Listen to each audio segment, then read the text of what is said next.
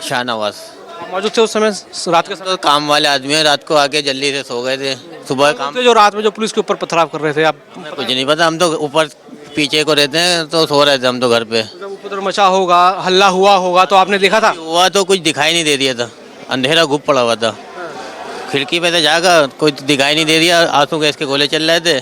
हम जाके फिर घर पे जाके लेट गए। तो सुना कि यहाँ पथराव किया गया दिल्ली पुलिस के ऊपर जब वो अतिक्रमण हटाने के लिए आए। सुना तो है लेकिन देखा नहीं है, देखा नहीं है।